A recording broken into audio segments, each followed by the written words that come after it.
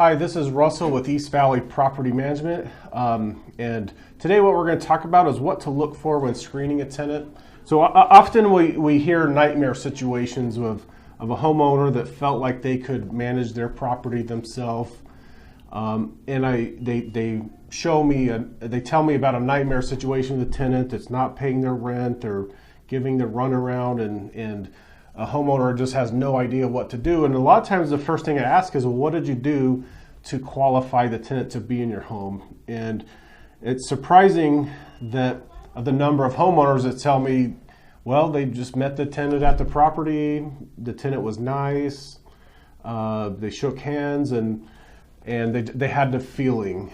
And so that's what the feeling was, what they did to qualify a tenant to be in the property.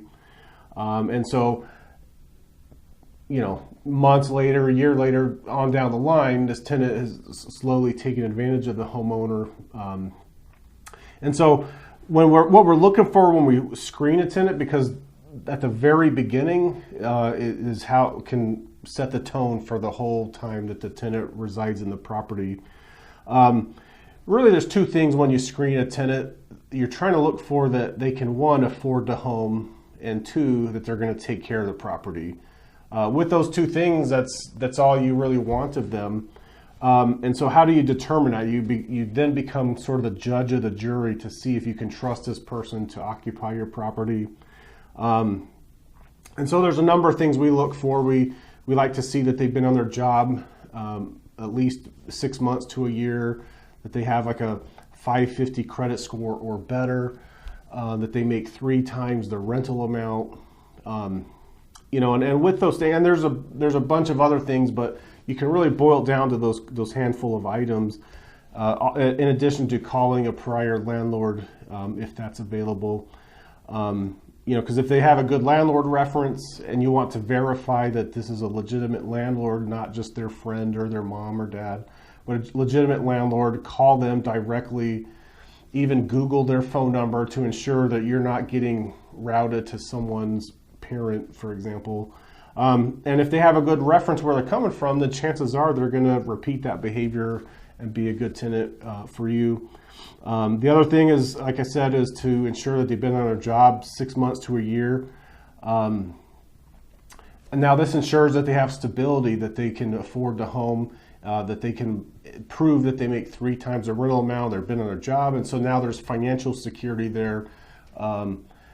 So that we know that they can afford the property. We've checked their landlord and they take care of their property. You know, 550 credit score is kind of low for a lot of people, but we sometimes have to remember that people are renting for a reason. They may have had any number of issues that cause that credit score to be low, and so we want to look at that, but sometimes you have to dive into, you know, what makes up that credit score.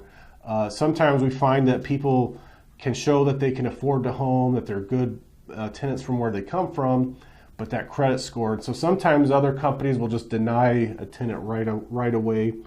But we like to look at what caused that. So if they have, for example, a large medical bill, you know, $100,000 or more, that they just couldn't pay back, well, now we're getting a little more understandable. And if you can look and see that they've paid their utility bills, they've paid everything else, the prior landlord said they always paid on time.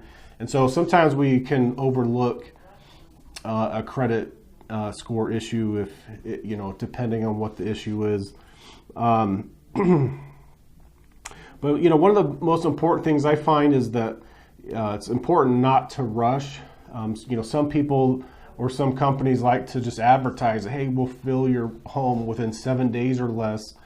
And I can tell you, sometimes when you're expediting that and you're just fitting in any tenant that will just walk in the door, well, that's, to me, means it didn't get screened properly. And so sometimes what we do is if a tenant can't match up to our criteria, we have to pass on them and say, hey, you know what, we can't make this work.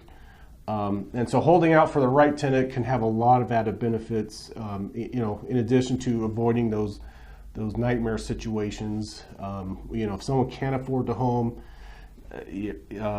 don't take care of the place where they're coming from, then chances are they're not going to take care of your property, and the disastrous situations can be avoided if you just take those precautions and properly screen a tenant. Thank you for joining me. Again, this is Russell with East Valley Property Management. We'd love to talk about your situation with you and seeing what we can do to help if you find any of these nightmare situations coming up. Thank you.